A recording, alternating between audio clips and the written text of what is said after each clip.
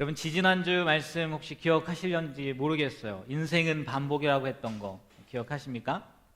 대제사장과 사두개인 당파를 비롯한 유대교 최고 지도자들이 예수 그리스도의 생명과 능력의 증인은 누구요? 사도들에 대해서 다 마음과 시기가 가득해서 어떻게 했습니까? 옥에 가뒀죠.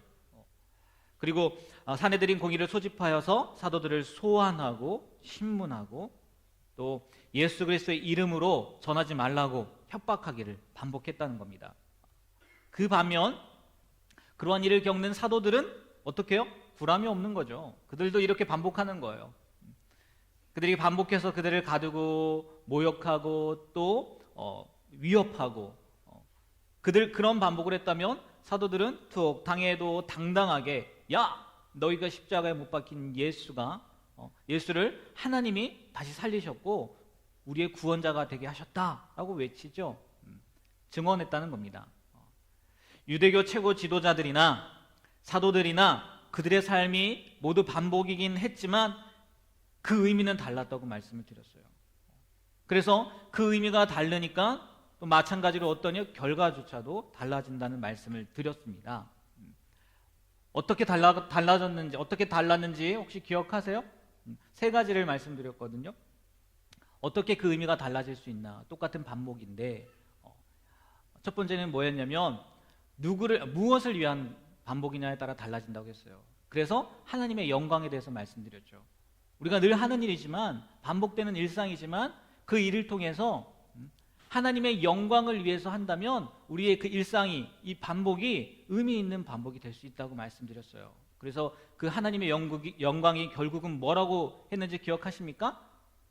하나님의 영광 했는데 결국은 그게 뭐냐면 우리의 삶을 통해서 하나님의 성품이 드러나게 하는 것, 그게 하나님의 영광이라고 말씀드렸어요.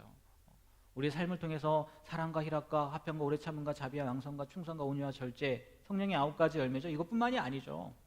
우리의 말과 행동, 삶을 통해서 그런 하나님의 성품이 드러나는 것, 결국은 하나님의 영광이 드러나는 거다 말씀을 드렸습니다. 그리고 또 누구를 위한 것? 당연히 하나님을 위한 일이 된다며. 그래서 광고도 보여드리지 않았습니까? 콘덴싱 만들어요. 분명히 여러분을 그 자리에 보내셨을 때는 하나님의 이유와 목적이 있단 말이에요. 찾아내시라는 거죠. 왜 내가 여기 하나님이 나를 보내셨나? 내가 이 사역을 통해서, 이 삶을 통해서, 이 일을 통해서 무엇을 해야 되는 건가? 그것을 발견하시라고 말씀을 드렸어요. 그리고 마지막 다른 거 다 까먹어도 이것만 기억하면 될 것 같다고 말씀을 드렸죠. 하나님과 동행하는 거. 누구와 함께 하느냐? 반복된 일상이지만 하나님과 함께 한다면 그 일상이 단순한 일상이 아니라 의미 있는 일상이 되고 또 결과 또한 바뀌게 될 거라고 말씀을 드렸습니다. 다들 기억하고 계실 겁니다. 네, 그럴 줄 믿어요. 네, 괜히 제가 반복을 한 거예요. 네, 다시 한번 기억하셨으면 좋겠고, 그럼 오늘 말씀으로 돌아가서, 왜냐면 지난주 쉬었잖아요. 지난주 제가 말씀을 전하지 않고 우리 마크 로드리 선교사님이 말씀을 전해서 한번 반복을 했는데, 오늘 말씀을 돌아가서요, 오늘 본문은 이렇게 시작하고 있습니다. 우리 33절 한 목소리로 한번 읽어볼까요? 그들이 듣고 크게 노하여 사도들을 없이 하고자 할세. 또 반복되는 겁니다. 유대교 최고 지도자들이 사도들이 야 너희가 못 박아 죽인 예수가 메시아다, 너희들이 기다리던 그리스도다 라고 전하니까 자신들의 잘못을 뉘우치기는커녕 자기들이 가진 권세를 가지고 아예 사도들을 어떻게 하려고 했다고요? 죽이려고 했다는 겁니다. 없이 하고자 하려고 했다는 거예요. 그들은 마음만 먹으면 그러한 일을 할 수 있는 위치에 있었고 또 권력도 있었기 때문에 정말 여기에 기록된 것처럼 사도들의 목숨은 정말 풍전등화 가운데 있는 목숨이었을 겁니다. 그런데 바로 그때였어요. 누가 나타나냐? 가말리엘이라는 사람이 나타납니다. 이 사람이 그 유대인이 마찬가지인데, 똑같은 유대인인데 존경받는 최고의 율법학자였단 말이에요. 그 당시. 여러분 가말리엘 많이 들어본 이름 아닙니까? 가말리엘 처음 들어보셨나요? 많이 들어보셨을 텐데. 왜냐하면 이 사람이 누구와 함께 많이 나오냐면 바울과 함께 많이 나오거든요. 바울의 선생님이 누구였을까요? 바로 가말리엘이었어요. 바울이 가말리엘 문화생이었단 말이에요. 바울이 되기 전에, 예수님을 만나기 전에. 그래서 어떤 분들은 가말리엘 많이 들어본 사람인데 라고 그런 느낌이 있을 수도 있습니다. 또 어떤 친구는 이 스모프를 생각하고 가가멜을 기억해가지고 비슷한 거 아닌가 이렇게 하는데 전혀 아니죠. 예, 전혀 아니고. 성경 좀 보세요. 성경 좀 보시고. 어떻게 친숙할 수도 있어요. 근데 아무도 친숙한 것 같지는 않아요. 가말리엘이라는 사람에게 대해서. 어쨌든 이 가말리엘이 일어나서 이 얘기를 하는 거예요. 존경받는 지도자였거든요. 야, 잘 생각해 봐야 돼. 너들 지금 죽이려고 하는데 과거 얘기를 하는 겁니다. 과거에 유다라는 사람이 또 드다라는 사람이 일어나서 지금 이 사도들과 같은 비슷한 일들을 행했다는 거예요. 뭐 구원자라고 했겠죠. 우리가 이스라엘을 구원할 거야 라는 얘기들을 했을 겁니다. 그런데 결과적으로 보면 그들이 사라졌단 말이에요. 그러니까 이 가말리엘이 하는 얘기가 그겁니다. 만약에 이게 사람으로부터 온 거면 그들처럼 드다처럼 유다처럼 사라질 거야. 그런데 혹 정말 이 사람들이 이야기하는 것이 하나님으로부터 왔다면 어떻게 하는 거예요? 하나님을 대적하는 거잖아요. 자기들이 섬기는 하나님, 유대인들의 하나님을 대적하는 결과가 될 수 있잖아요. 그러니까 내버려 두라는 거예요. 그 많은 사람들 가운데, 그 많은 지도자들 가운데 오직 가말리엘만 제대로 된 판단을 한 것 같아요. 물론 그 속에는 가말리엘과 같은 생각을 한 사람이 있을 수도 있었겠지만 오늘 말씀을 보면 누구밖에 나서지 않았어요? 가말리엘밖에 나서지 않았죠. 그래서 그런지도 모르겠지만 이 전승에 보면 기록된 그냥 구전으로 내려온 이야기를 들어보면 이 가말리엘이요 공의회의 수장이 된다고 합니다. 대장이 된다는 거죠.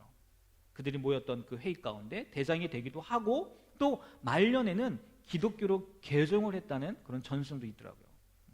자기 제자 바울, 예전에는 사울이었죠. 사울을 따라서 기독교로 개종을 했다는 전승도 있습니다. 아무튼 정말 감사하게도 이 가말리엘의 중재를 사람들이 받아들여요, 안 받아들여요? 받아들인다는 거죠. 그러나 그냥 단순히 받아들이는 게 아니라 사도들을 다시 불러들여서 책짓질하고 예수의 이름으로 말하지 말라고 하고 놔줍니다. 놔주려면 곱게 놔주지 왜 책짓질을 했는지 모르겠어요. 지금이었으면 인권유린이다 뭐다 난리 났을 텐데 어쨌든 그렇게 해서 놔줍니다.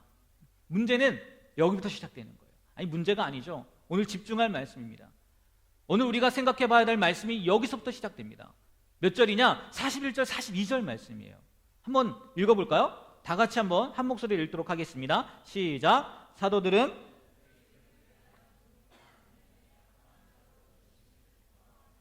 공회 앞을 떠나니라. 그들이 날마다 성전에 있든지 집에 있든지 예수는 그리스도라고 가르치기와 전도하기를 그치지 아니하니라. 아멘. 사도들은 야, 왜 까닭없이 놔줄 거면서 채찍질해서 놔주느냐 화를 내거나 원망하지 않았다는 거예요. 그들은 오히려 이 능욕 그것을 당연하게 여겼다는 겁니다. 그리고 어떻게 했대요? 기뻐했다는 거예요. 그래서 원래 제가 오늘 설교의 제목을 그 이름을 위하여라고 했지만 원래 마음 가운데 설교의 제목은 이렇게 잡아놨었어요. 예수님 때문에 모욕 좀 받아봅시다 이렇게. 근데 너무 좀 뭐라고 해야 되죠? 리얼하다고 해야 되나요? 전사님한테 한번 얘기를 했더니 목사님 그건 안 되겠는데요. 그래가지고 내질 않았어요. 예수님 때문에 모욕 좀 받아보자고. 그 제목이었어요.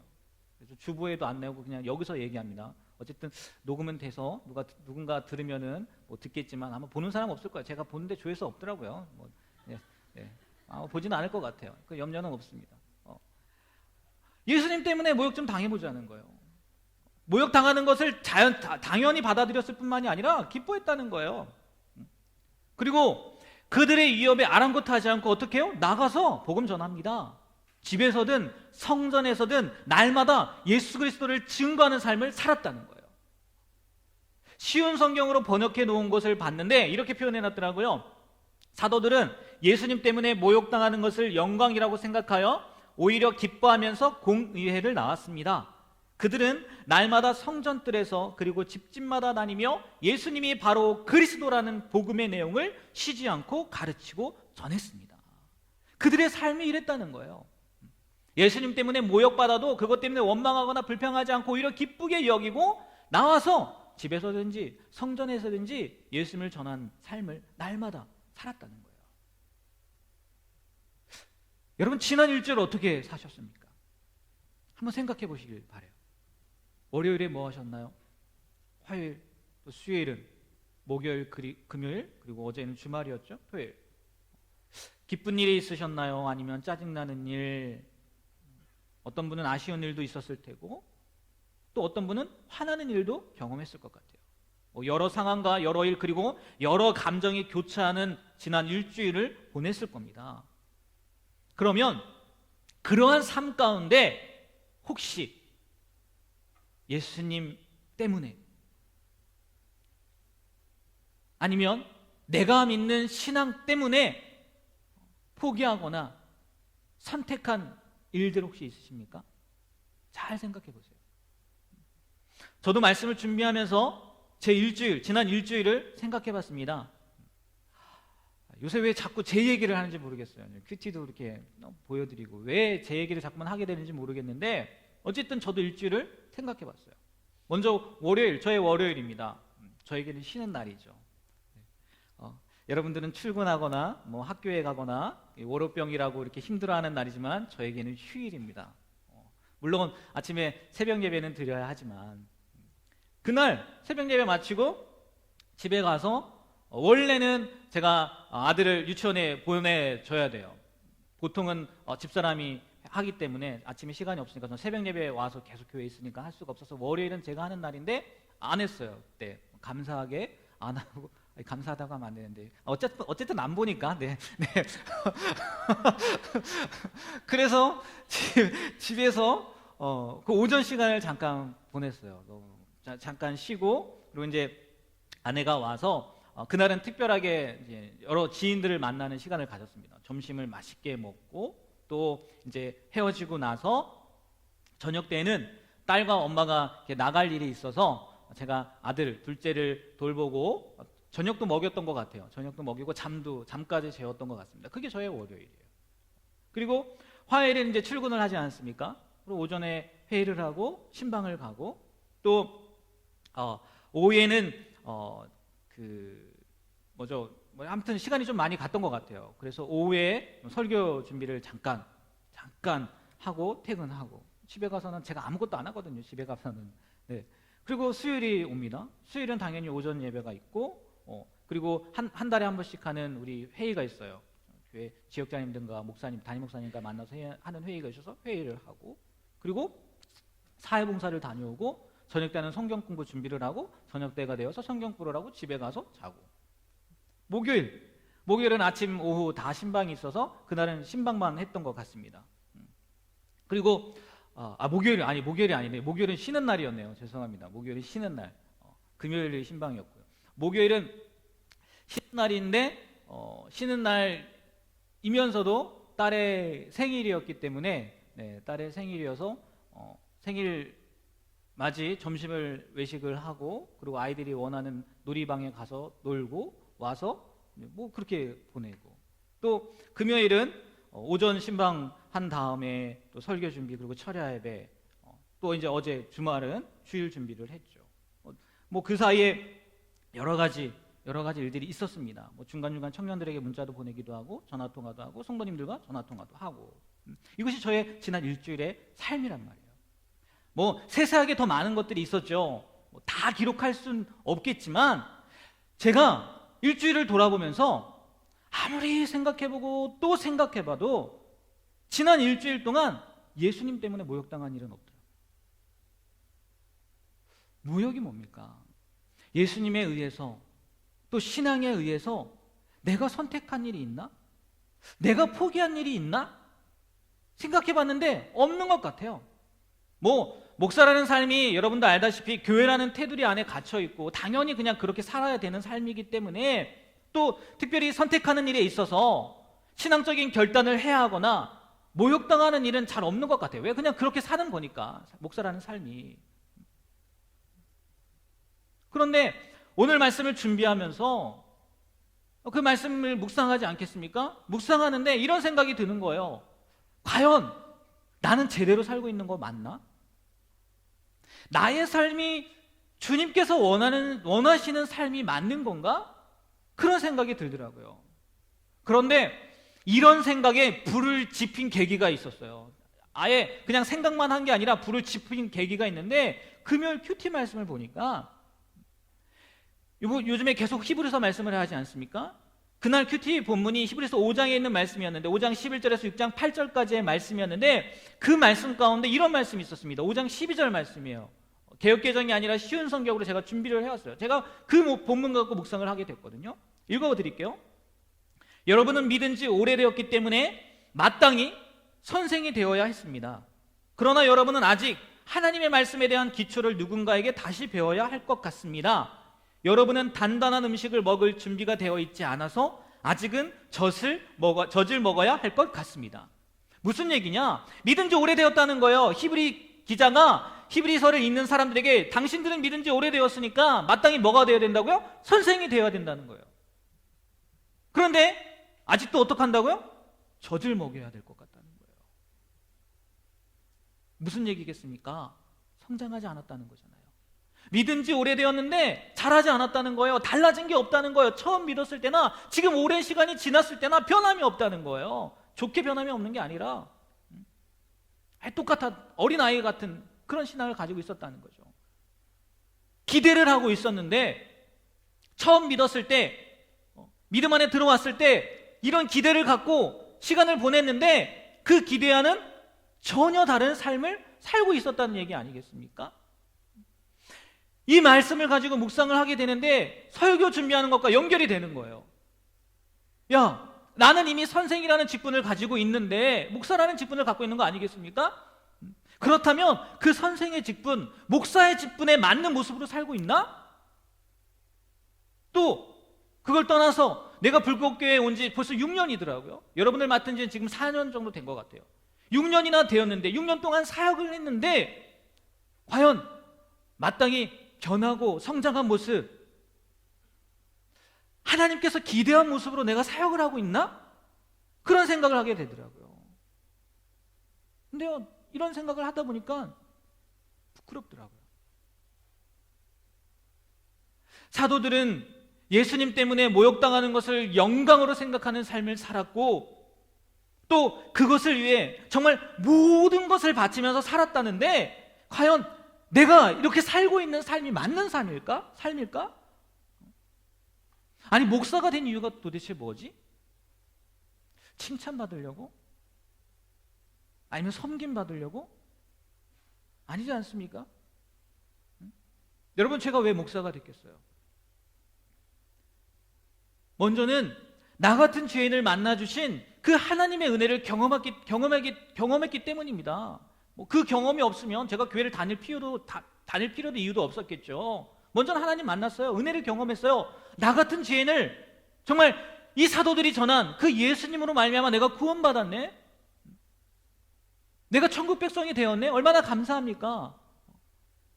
그리고 제가 금요일날 큐티했던 말씀처럼, 히브리서 기자의 이야기처럼 시간이 지나면서 신앙이 자라게 되는 거죠. 처음 신앙이 아니라 점점 자랍니다. 그리고 하나님을 더 깊이, 더 뜨겁게 사랑하게 되었습니다. 거기에 멈추지 않고 내가 아는 하나님, 내가 만난 하나님을 다른 사람들에게, 아직 알지 못하는 사람들에게 전하고 싶어서 제가 그래서 목사 된 거 아니겠습니까? 무엇보다 하나님 안에 생명이 있음을, 그 길 외에는 다른 길이 없음을 나는 알았고, 그리고 그것을 아직도 알지 못하는 많은 사람들이 있기 때문에 그들에게 전하기 위해서, 그들을 가르치기 위해서, 그들에게 알려주기 위해서 내가 목사가 된 거 아니겠습니까? 사도들이 했던 것처럼 예수님이 그리스도라는 것, 복음을 가르치고 전하기 위해서 제가 목사 된 거 아니겠어요? 그런데 지금의 모습에는 그런 모습이 보이지 않는 것 같더라고요. 도무지 모르겠더라고요. 이 목사가 맞나? 그래서 계속 이렇게 생각을 해봤습니다. 어떻게 해야 되는 건가?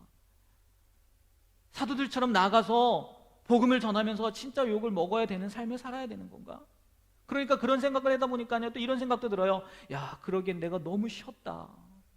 너무 많이 안 나갔다. 두려워서 못 나가겠다. 야성을 잃어버린 것 같아. 너무 온실 속에만 있었던 거 아닌가? 같이 나가야 되나? 정말 이런저런 생각을 하게 되었다는 겁니다. 여러분은 어떠세요? 여러분은 사도가 아니니까, 목사가 아니니까 괜찮으세요? 뭐 나한테까지도 그런 것을 요구하시겠어? 라고 생각하십니까? 지금 사는 것도 힘든데, 나 하나 건사하기도 힘든데 내가 다른 사람들까지도 생각할 여유가 있나? 근데 맞죠. 맞아요, 여러분. 오늘 읽은 본문도요, 사도들이 그렇게 했다는 거지 성도들이 그렇게 했다는 건 아니잖아요. 그래서 여러분들이요, 이건 나랑은 상관없는 이야기 아닙니까? 라고 해도요, 어떻게 할 수가 없을 것 같아요. 그래도 될 것 같아요. 그리고 그때의 상황과 지금의 상황은 틀림없이 다르니까. 그러니까 뭐 저도 이렇게 살아 있겠죠. 만약에 그 당시에 태어났다면 이렇게 있으면 안 되겠죠. 그런데 왜 마음이 불편하냐는 거예요. 나랑은 상관없는 것 같은데, 지금은 아닌 것 같은데, 그때와 다른 것 같은데, 이 말씀을 보니까 마음이 불편하다. 여러분은 그러지 않으세요? 사도도 아니고 상황도 다르고 이렇게 저렇게 합당한 이유가 있는데도 왜 마음은 불편하느냐는 거예요. 왠지 잘못하고 있는 것 같고, 이렇게 살면 안 되는 것 같고. 저만 느끼는 불편함입니까? 아마 여러분들도 느끼실 거예요. 왜인 줄 아십니까? 그건요, 우리 안에 성령님이 계시기 때문이에요. 예수님을 믿는 사람들에게는 틀림없이 누가 계실까요? 성령님이 계시다는 거예요. 성령님이 누군데요? 하나님이지 않습니까? 그렇다면 하나님의 마음 알까요, 모를까요? 아시죠? 아는 것이 아니라 하나님의 마음과 똑같죠. 그런데 우리가 그 하나님의 마음에 합당한 일들을 하지 않는다고 생각해 보십시오. 불편해 하시죠? 불편해하지 않으시겠어요? 그걸 우리가 못 느낄까요? 우리 밖에 계신 게 아니라 우리 안에 계시기 때문에 우리도요, 이런 말씀을 보면 불편하다니까요. 그걸 느끼게 된다니까요. 그러니까 어떻게 보면 이런 말씀을 들을 때 불편한 게요, 복입니다. 복. 알기라도 하니까, 느끼기라도 하니까 그 다음 뭔가 행동을 하게 될 거 아니에요. 물론 그게 좋은 쪽으로 가야 되겠지만, 그렇다면 이럴 때 어떻게 해야 되느냐는 거예요. 네? 이런 말씀을 들었을 때, 이런 말씀을 듣고 마음에 불편함이 올 때 어떻게 해야 되느냐는 거예요. 방법은 하나밖에 없더라고요. 아무리 생각해도 딱 하나예요. 그분이 원하시는 거, 그분이 기뻐하는 거 하는 것밖에 없습니다. 안 그러면 계속 불편해요. 그 중에 최고가 바로 오늘 사도들이 하고 있는, 사도들이 한 예수님을 전하는 거라는 거죠. 이게 최고 중에 최고죠. 사도 바울은 나중에요, 디모데에게 이렇게까지 이야기하더라고요. 디모데 후서 4장 1절 2절 말씀입니다. 이 말씀은 한번 다 같이 한번 읽어볼게요. 다 같이 읽도록 하겠습니다. 시작. 하나님 앞과 그가 나타나실 것과 그의 나라를 두고 엄히 명하노니 너는 말씀을 전파하라. 때를 얻든지 못 얻든지 항상 힘쓰라. 범사에 오래 참음과 가르침으로 경책하며 경계하며 권하라. 지금 사도 바울은 디모데에게 뭐라고 얘기합니까? 엄히 명한다는 거예요. 그것도 하나님과 그리스도 예수 앞에서 명령하는 거라고 이야기합니다. 감히 하나님의 이름과 예수님의 이름을 앞에 두고 이야기하는 거예요. 얼마나 중요하면 그러겠습니까? 복음을 전하는 거, 예수님을 전하는 거 두말할 필요가 없습니다. 바라기는 저도 마찬가지입니다. 저도 그렇고 여러분도 삶의 자리에서 오늘 사도들처럼 욕을 먹더라도 복음을 전하는 삶을 살게 되면 좋겠습니다. 아멘. 그런데 쉽지 않죠. 너무 어렵죠. 어느 때는 마음이 1도 안 움직이잖아요. 지금 이야기를 듣고 있어도, 말씀을 듣고 있어도 아마 1도 안 움직일 겁니다. 어느 때가 뭡니까? 언제나 그럴 것 같기도 합니다. 예수님을 전하는 거 내가 아닌 다른 사람들이 하는 것이라고 치부해버리지 않습니까? 심지어 예수를 믿고 있는 것, 교회를 다니고 있는 것까지도 감출 수 있을 때까지 감추려고 하지 않아요? 어떻게 하면 우리도 사도들처럼 살 수 있느냐는 거예요. 있겠느냐는 거예요. 그들처럼 예수님의 이름을 위하여 모욕을 당하는 것조차 기쁘게 여기며 살아갈 수 있을까요? 무조건 성령 충만하면 됩니다. 우리가 성령 충만하면 돼요. 그렇게 외치면 될까요? 결과적으로는 맞아요. 결과적으로는. 그 모든 것이 성령의 힘으로 가능하게 되는 거니까 성령 충만하면 그렇게 되는 거 결과적으로 맞습니다. 하지만 처음부터 그렇게 될 수 있는 건 아니거든요. 일련의 과정이 있다는 거예요. 과정이. 어린아이가 어른이 되기까지의 과정이 있듯이 우리도요, 그런 과정이 있다는 거예요. 그것을 말씀드리고 오늘 마무리하려고 합니다. 우리가 사도들처럼 살 수 있기 위해서는 첫 번째로 여러분 드러내십시오. 뭐 하라고요? 드러내라는 거예요. 뭘 드러낼까요? 예수님 믿는 거, 내가 그리스도인이라는 거 드러내십시오. 혹 그렇게 함으로 인해서 불이익을 당할 수 있다 할지라도 드러내시길 바랍니다. 왜요? 그것이 시작이기 때문에 그래요. 만약 이 시작이 되지 않으면 절대로 예수님을 전하는 삶을 살 수 없습니다. 여러분 생각해 보세요. 시작 없는 끝이 있습니까? 끝이 있다는 건 뭡니까? 시작이 되었기 때문에 끝이 있는 거 아니겠어요? 그 시작이 드러냄입니다. 여러분 예수 믿는다는 것, 내가 그리스도인이라는 것 감추지 마십시오. 드러내세요. 그리고 둘째, 하지 마십시오. 뭘 하지 말아야 될까요? 신앙에 위배되는 것들, 하나님이 원하지 않는 것들, 죄된 것들 하지 마십시오. 아니면 그런 자리에도요 가지 마세요. 여러분 생각해 보세요.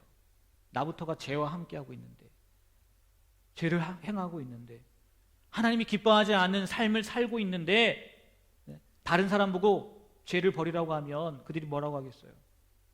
너나 잘하세요 하지 않겠습니까? 그러지 않겠어요? 여러분 하지 마십시오.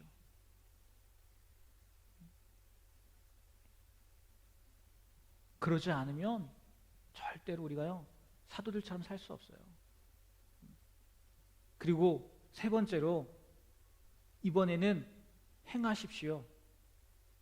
뭘 행해야 될까요? 네. 선한 일들이죠. 하나님이 기뻐하시는 일들이죠. 마태복음 5장 16절 말씀 한번 읽어볼까요? 다 같이 읽도록 하겠습니다. 이같이 너희 빛이 그들로 너희 착한 행실을 보고 하늘에 계신 너희 아버지께 영광을 돌리게 하라. 선을 행함으로 말미암아 그들이 하나님을 바라보게 되고 하나님께 영광을 돌리게 된다는 거예요. 하나님께 누가 영광을 돌리겠습니까?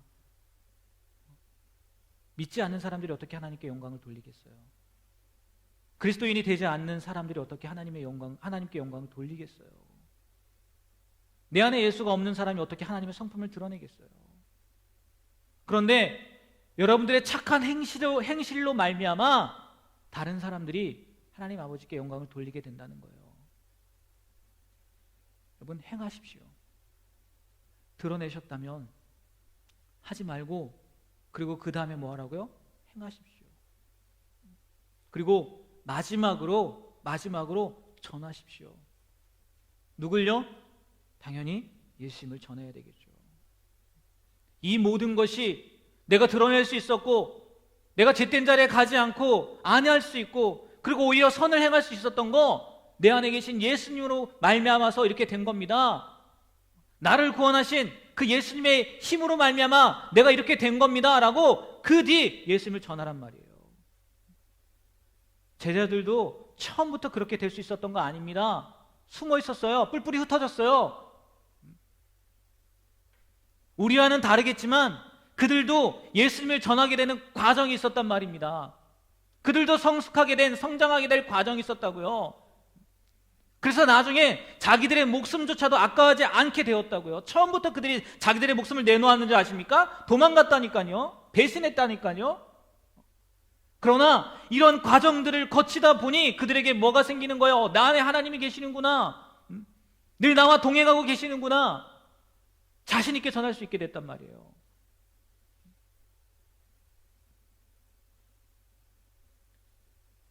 물론 지금 내가 이렇게 살지 못한다고, 오늘 말씀처럼 살지 못한다고 좌절하지 마십시오. 어떻게 보면요, 이 말씀 제가 생각해야 될 문제입니다. 여러분이 아니라. 목사 아닙니까? 지금 제가 마지막 단계를 살아야 되는 거 아닙니까? 나도 못 살고 있어요. 저도 못 살고 있어요. 좌절이 아니라 저 회개해야 되죠. 무릎 꿇고 철저히 회개해야 되죠.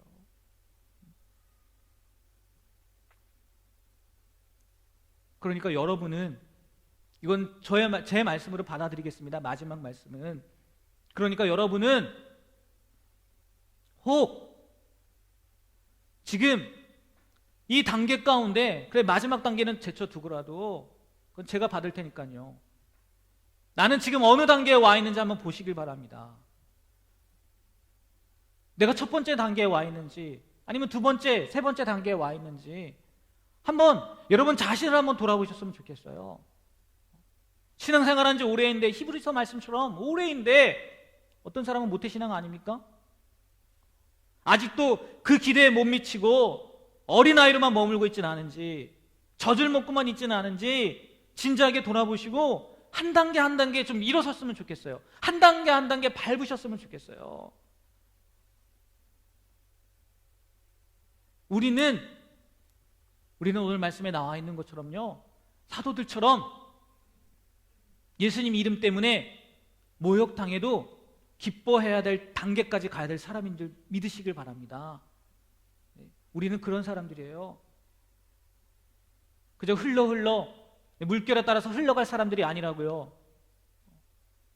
우리는 거슬러 올라가야 될 사람들이라고요. 오늘 말씀을 통해서 다시 한번 지금 여러분들이 어느 단계에 와 있는지 보셨으면 좋겠어요. 그리고 그 단계를 지나 오늘 사도들처럼 마지막 단계까지 가셨으면 좋겠어요. 예수님 때문에, 그 이름 때문에 모욕당하는 것을, 능욕받는 것을 기쁘게 여기고 하나님께 영광 돌리는 삶까지 가셨으면 좋겠습니다. 아멘? 그게 우리가 가야 될 길이라니까요. 그게 그리스도인의 모습이고 우리를 예수님을 믿는 사람으로 부르신 하나님의 목적이라니까요. 꼭 그렇게 되셨으면 좋겠습니다. 저도 그렇게 살게요. 저도 늘 하나님 드러내고요, 젬된 자리 하지 말아야 될 거 안 하겠습니다. 그리고 행해야 될 거 반드시 행하고 무엇보다 예수님 전하는 삶 살도록 하겠어요. 여러분들도 여러분의 자리에서 한 단계 한 단계 하나님이 원하시는, 하나님이 바라시는 그 단계들을 이루어 나가시게 되길 정말 주님의 이름으로 간절히 부탁드립니다. 아멘. 기도하겠습니다.